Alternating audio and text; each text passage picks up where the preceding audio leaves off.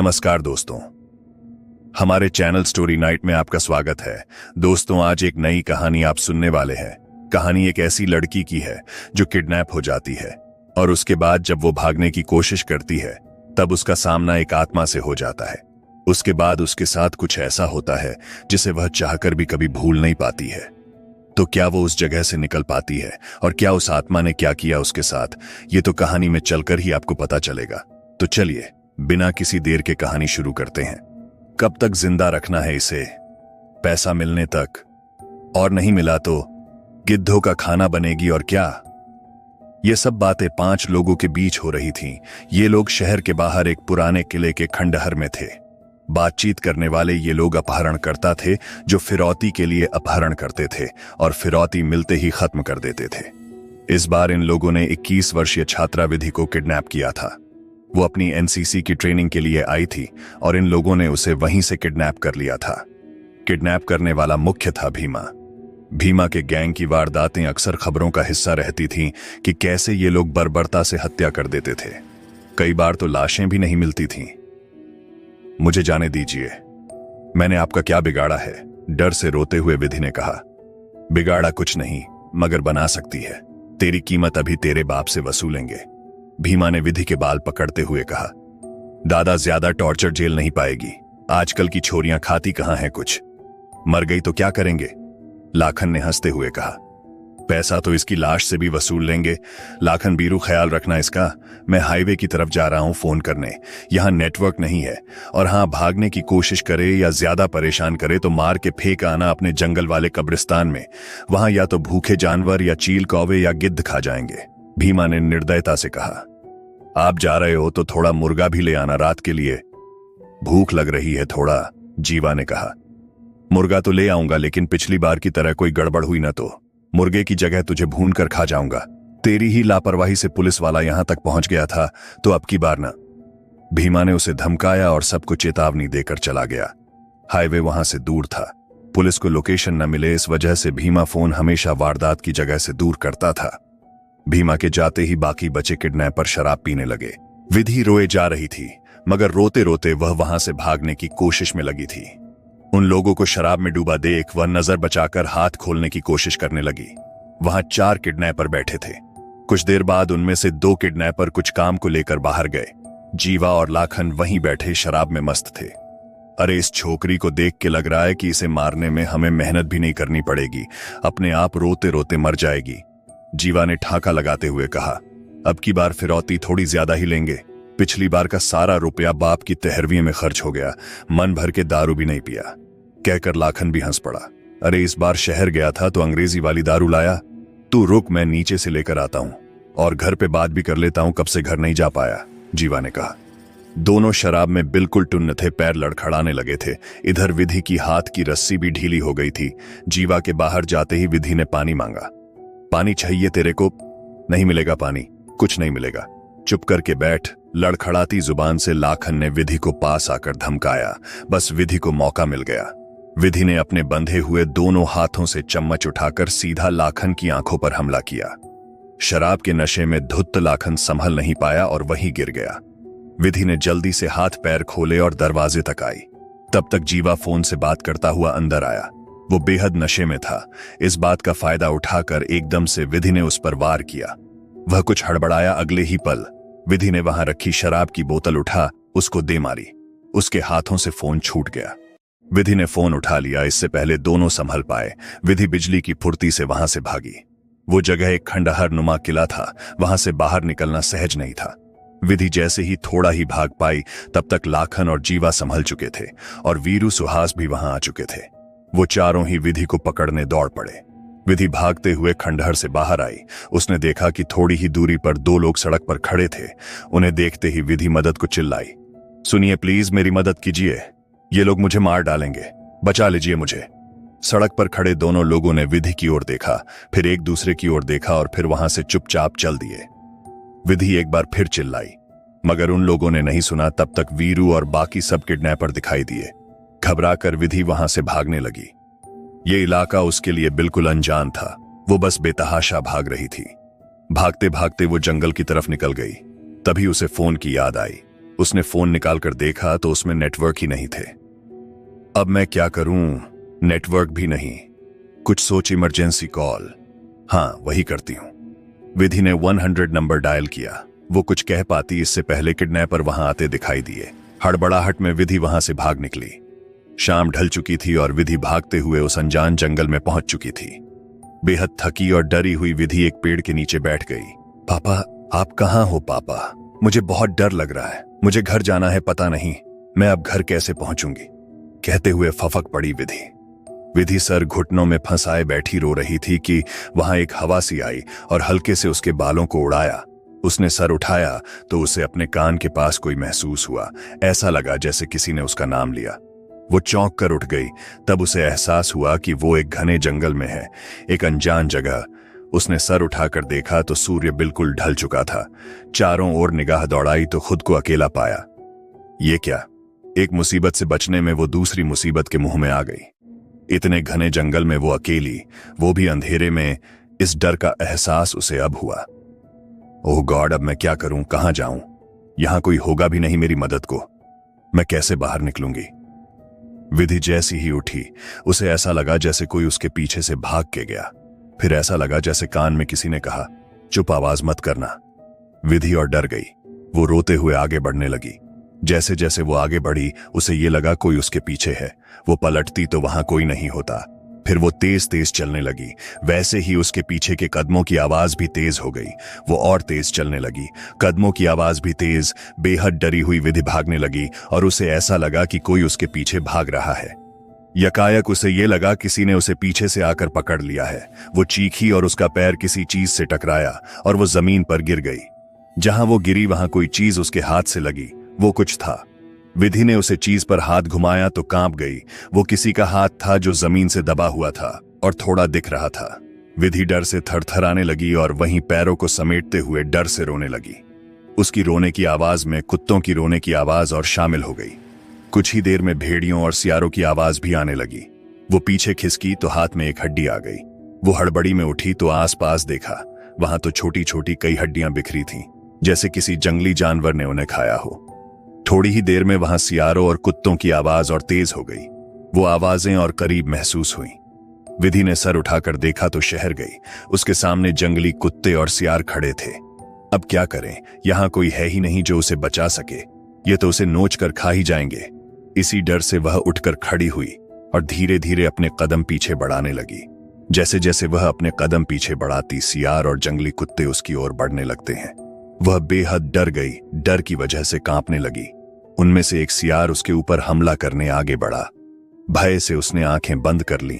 उस पर हमला कर पाता, उसे पहले किसी ने आकर उसे वहां से हटा दिया। विधि ने जब आंखें खोली तो उसकी जान में जान आई।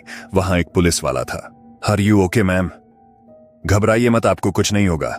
आपको डरने की बिल्कुल जरूरत नहीं है, पुलिस वाले ने आश्वस्त करते हुए विधि को कहा। विधि डरी हुई आंखों से उन जंगली कुत्तों और सियारों की ओर देखा। आप बिल्कुल मत डरिए मैम, मेरा सामना ऐसे जंगली जानवरों से रोज होता है और इन्हें कैसे भगाना है मुझे अच्छी तरह से आता है। बस आप घबराइए मत और बिना डरे इनकी आंखों में देखिए, पुलिस वाले ने हिम्मत बढ़ाते हुए कहा। लेकिन वो विधि डर से बस इतना ही कह पाई, घबराना बिल्कुल नहीं है, आप बस हिम्मत बनाकर इनकी आंखों में देखकर इन्हें साबित कर दीजिए कि आप इनसे नहीं डर रही हैं। एक बार इनके नेता को डरा दीजिए, पूरी जनता अपने आप भाग जाएगी। पुलिस वाले ने विधि से कहा तो उसे थोड़ी हिम्मत आई। उन दोनों ने एक साथ एक सियार की ओर देखा जो उन सब में से सबसे खूंखार लग रहा था। विधि जैसे ही उसकी आंखों में देखा तो पहले तो उसने अपनी आंखों को थोड़ा और फैलाया। फिर विधि और पुलिस वाले के लगातार देखने पर उसने अपने कदम पीछे बढ़ाए। फिर धीरे धीरे सभी जानवरों ने अपने कदम पीछे की ओर किए और एकाएक वह सभी भाग गए। विधि के आश्चर्य का ठिकाना नहीं रहा। ये सब कैसे? विधि ने आश्चर्य से पूछा। जंगल का यही नियम है, या तो डर जाइए, डरा दीजिए, पर यहां राज वही करता है जो सामने वाले को डरा देता है। वैसे इस जंगल में इस समय क्या कर रही हैं? यहां पल पल खतरा है, पुलिस वाले ने उसकी ओर देखकर कहा। विधि अभी भी डरी हुई थी, गले से मुश्किल से आवाज निकल रही थी। मुझे घर जाना है। आप बिल्कुल मत घबराइए, मैं आपको सही सलामत आपके घर तक पहुंचा दूंगा। मैं यहाँ का फॉरेस्ट ऑफिसर हूं और जंगल के कोने कोने से वाकिफ हूं। आपको मेरे होते हुए डरने की कोई जरूरत नहीं। मगर आप यहां पहुंची कैसे हो? फॉरेस्ट ऑफिसर की बात सुनकर विधि ने अब तक जो भी घटित हुआ उसे बता दिया कि कैसे वह यहां पहुंची, क्या क्या हुआ। वो लोग बहुत खतरनाक है सर, उनमें से एक का नाम भीमा है, विधि ने डरी हुई आवाज में कहा। ओह भीमा, वो तो इंसान के रूप में शैतान है, गाजर मूली की तरह काट देता है लोगों को। इस वक्त जहां हम खड़े हैं और जो आपको बिखरी हुई हड्डियां दिख रही है, उसी के द्वारा मारे गए लोगों के लाशों के अवशेष है, जंगली जानवरों ने खाकर छोड़ा है। पुलिस वाले के बताने पर विधि और डर गई। सर, वो मुझे भी नहीं छोड़ेगा, विधि ने रोते हुए कहा। आप रोइए मत, मैं आपको जंगल से बाहर निकाल दूंगा। उससे पहले हमें यहां से निकलना होगा, जल्द से जल्द, इससे पहले भीमा और उसके आदमी यहां तक पहुंच जाए। उनके पास हथियार भी ज्यादा है और लोग भी ज्यादा हैं, हम उनका मुकाबला नहीं कर सकते। बेहतर होगा हम अपना बचाव करते हुए यहां से निकल चलें, पुलिस वाले ने उसे समझाते हुए कहा। विधि ने हामी भरी और दोनों वहां से चल दिए। जैसे जैसे विधि आगे बढ़ रही थी, उसे ऐसा लग रहा था कि जैसे कोई उसे देख रहा है। सर, यहां कोई है सर, लग रहा है कोई अभी देख रहा है, हमारे साथ चल रहा है, विधि ने डरते हुए कहा। आप यहां नई है इसलिए ऐसा लग रहा है, मैं पिछले 3 महीने से यहीं ड्यूटी कर रहा हूं, मैंने कभी यहां किसी को नहीं देखा, बस आज ही आपकी चीख सुनी तो इस ओर चला आया। मैं भी यहां ज्यादा नहीं आता, इलाका बेहद खतरनाक है। पुलिस वाला विधि को सब बताता रहा। धीरे धीरे विधि का डर कम हो रहा था तो दोनों बातें करते हुए आगे बढ़ रहे थे। पुलिस वाला कभी जंगल के किस्से सुनाता तो कभी आत्मरक्षा के कुछ गुर बताता। यहां से दूर चलने पर मेरा कैंप है, वहां मेरे साथी आपको मिल जाएंगे, हम वहीं से आपके परिवार वालों को कांटेक्ट करने की कोशिश करेंगे, पुलिस वाले ने कहा। दोनों कुछ दूर चलते रहे, तभी किसी के पैरों की आहट लगी। पुलिस वाले ने उसे सावधान किया। विधि, लगता है कोई है, कहकर दोनों पेड़ के पीछे छुप गए। उसका अंदेशा बिल्कुल ठीक था, वीरू और लाखन वहीं थे, दोनों विधि को ही ढूंढ रहे थे। तुम डरो मत, मैं देखता हूं, गन टटोलकर। ओह नो, हताशा भरे स्वर में पुलिस वाले ने कहा। क्या हुआ सर? विधि ने पूछा। मेरी गन कहीं गिर गई, माथे पर हाथ रख पुलिस वाले ने कहा। अब क्या करे सर? विधि घबराकर बोली।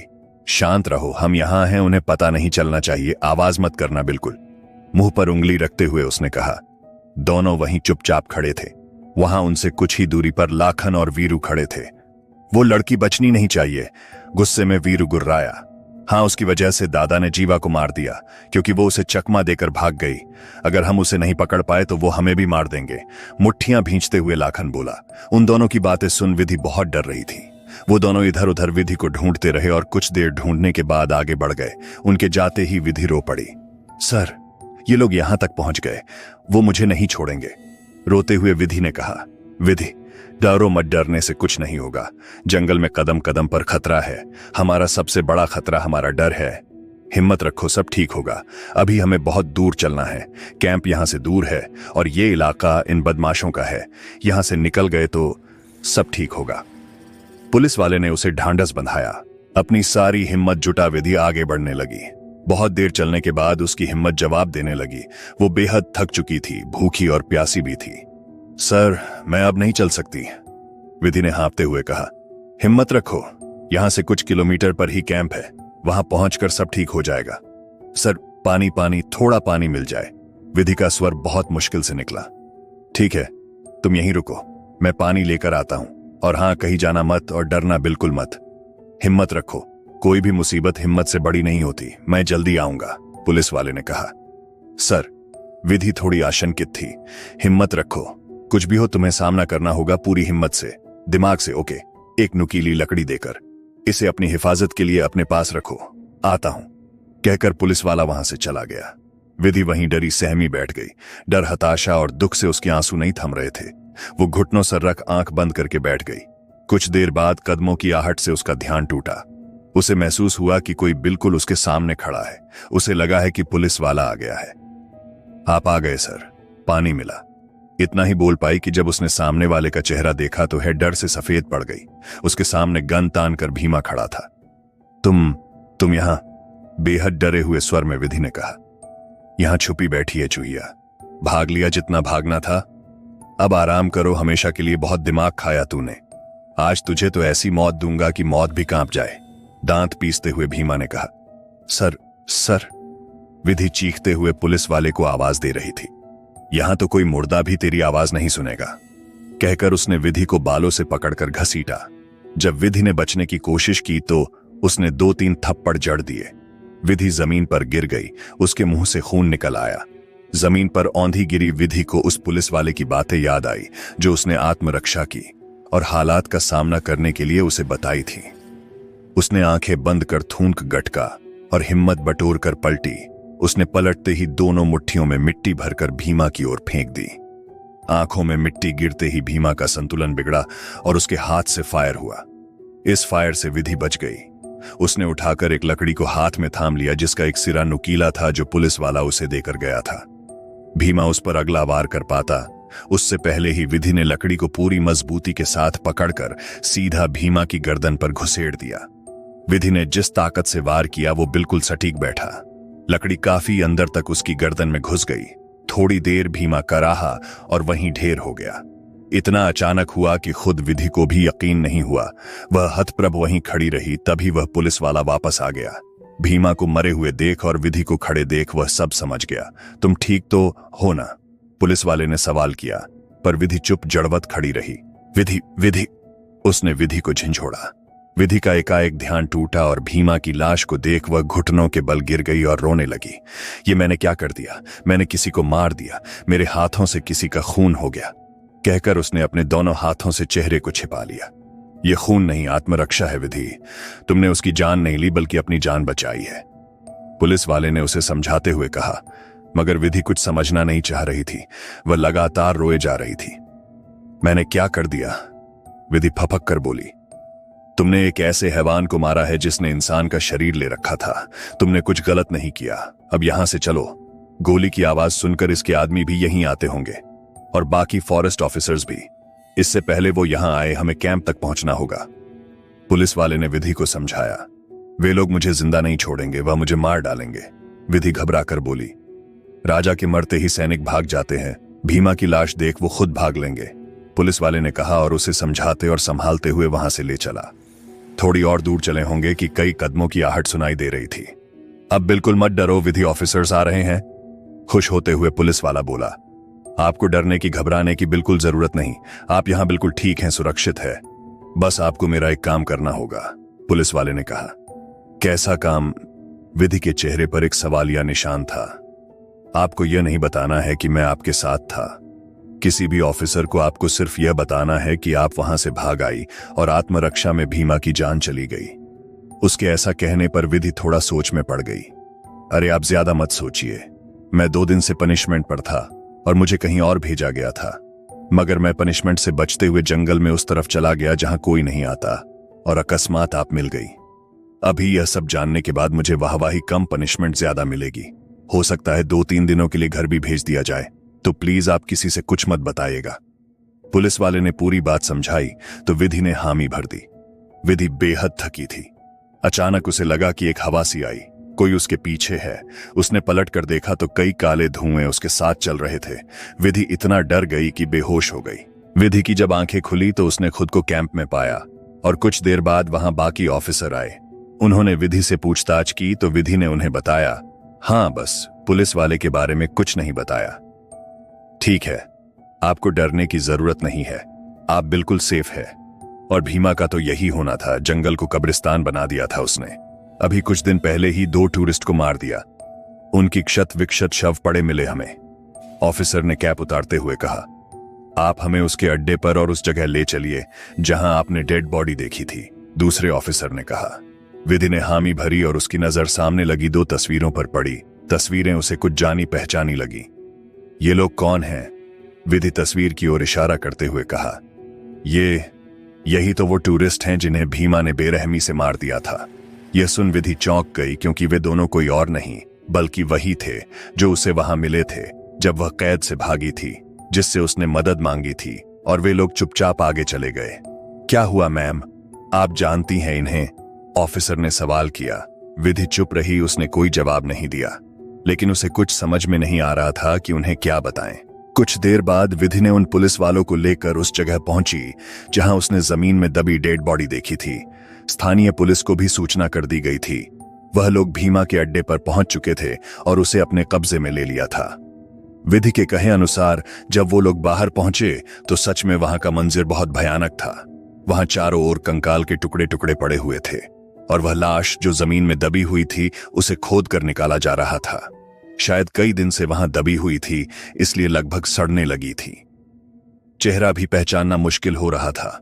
विधि वह मंजर को नहीं देखना चाहती थी, इसलिए वहां से थोड़ी दूर खड़ी हो गई। सर, आपका शक सही था। ये कार्तिक ही है सर, कहकर पुलिस वाले की आंख में आंसू आ गए। इसका मतलब कार्तिक भीमा तक पहुंच गया था, इसलिए भीमा ने कार्तिक को मारकर ही दफना दिया, क्योंकि अगर उसकी लाश हमें मिल जाती तो हम पूरी छानबीन करते। रुंधे हुए गले से सर ने कहा, ये लीजिए सर, कार्तिक का बैज। भावुक होकर ऑफिसर ने वह बैज सर को दिया जिस पर लिखा था एम कार्तिक। विधि उसे देखकर कुछ याद आया। एम कार्तिक, कार्तिक, वह बुदबुदाई। अचानक उसका माथा ठनका। कार्तिक जी नाम तो उस पुलिस वाले की बैज पर भी था जो उसके साथ था। वह दौड़कर सर के पास गई। सर, ये बॉडी किसकी है? कुछ कांपते हुए उसने पूछा। हमारे होनहार ऑफिसर की। वो भीमा का पता लगाने की कोशिश कर रहा था। जब से उन टूरिस्ट की बॉडी मिली तब से, लेकिन पिछले 3 दिन से उसका कुछ पता नहीं था वो कहां गया। भरे हुए गले से सर ने कहा, क्या आप मुझे उनकी तस्वीर दिखा सकते हैं? किसी अनहोनी की आशंका से विधि ने कहा। सर ने हां में सिर हिलाया और अपने मोबाइल से कार्तिक की तस्वीर दिखाई। विधि के पैरों तले जमीन खिसक गई। कार्तिक वही था जो कल रात उसके साथ था। नहीं नहीं, ये नहीं हो सकता। विधि के गले से बस इतना ही निकला। उसकी एक निगाह उस डेड बॉडी पर गई। उसका कलेजा धक रह गया, निढाल होकर जमीन पर गिर पड़ी। अब तक जो हुआ उसे विश्वास नहीं हो रहा था कि कार्तिक उसके साथ था। उसकी जान बचाई, उसकी मदद की। फिर कैसे? आखिर कैसे? सहमी विधि धीरे धीरे कदमों से पीछे बढ़ने लगी। एक पेड़ के पास जाकर वो रोने लगी। उसे सब याद आने लगा कि कैसे उसने उसकी मदद की थी और उसे अपने बारे में किसी को ना बताने को कहा था। क्यों? आखिर क्यों? मेरे साथ ऐसा क्यों हुआ? वो एक आत्मा थी और विधि खुद से ही कह रही थी कि अचानक एक आवाज उसके कानों में पड़ी, क्योंकि तुम ही थी जो हमें देख सकती थी। यह आवाज किसी और की नहीं बल्कि कार्तिक की थी। कार्तिक विधि के सामने खड़ा था। कार्तिक को अपने सामने देख चौंक गई। तुम तो विधि इतना ही कह पाई। हाँ, मैं जिंदा नहीं हूं, नहीं कल था। मुझे तो इन लोगों ने मार दिया था। मेरी और मेरे जैसों की आत्माएं वहां भटक रही थीं। तुम हम सबको देख सकती हो। मैं तुम्हारी मदद कर वहां से भेजना चाहता था सही सलामत, ताकि तुम सबको बता सको और यहां ला सको और हम सबको मुक्ति मिल जाए। कार्तिक ने कहा। लेकिन तुमने मेरे हाथों से उसे क्यों मरवा दिया? विधि ने सवाल किया। उस वक्त भीमा वहां आ पहुंचा था और मैं एक आत्मा हूं। मैं उसे नहीं मार सकता था। केवल तुम ही मुझे देख सकती थी, सुन सकती थी और महसूस कर सकती थी। मुझे ही क्या, वहां मौजूद सभी आत्मा को जो तुम्हें बार बार दिख रही थी। तुम्हारी जान बचाने के लिए जरूरी था भीमा की जान जाना। कार्तिक ने जवाब दिया। सर, कहकर विधि रोने लगी। रो मत विधि, तुमने हम सबको मुक्ति दे दी है। अब हम सब यहां से जा सकेंगे सुकून से। हम सबकी आत्मा को शांति मिल गई। कार्तिक के इतना कहते ही कई आत्माएं वहां खड़ी हो गईं, आकर उन 2 टूरिस्ट की भी। सबकी आंखें नम थीं और कृतज्ञ भाव से विधि को देख रही थीं। सबने विधि से हाथ जोड़कर शुक्रिया कहा। यह देख विधि की भी आंखें भर आई। अगर मुझसे कोई गलती हुई हो तो माफ कर देना। थैंक्स, मुझे मुक्ति दिलाने के लिए, कार्तिक ने कहा। सर, थैंक्स तो मुझे कहना चाहिए, आपने मेरी जान बचाई। मैंने ऐसा पुलिस वाला कहीं नहीं देखा जिसकी आत्मा भी उसकी ड्यूटी कर रही हो। Thank you so much sir, कहकर विधि रो पड़ी। अपना ख्याल रखना विधि। कार्तिक के इतना कहते ही वहां तेज रोशनी हुई और कार्तिक सहित सभी आत्माएं वहां से गायब हो गईं। विधि वहां खड़ी सोचती ही रह गई। कुछ देर में सर उसके पास आए और वापस चलने को कहा। विधि एकटक भरी आंखों से कार्तिक की डेड बॉडी देख रही थी। उसे कल घटित हुई सारी बातें याद आ रही थीं। विधि गाड़ी में बैठकर वहां से चल दी, मगर उसके जाते ही वहां एक काला धुआं उठा। धीरे धीरे वो धुआं एक आकार में बदल गया। वो भीमा था। ये इलाका मेरा था, मेरा ही रहेगा, कहकर वो हंसने लगा।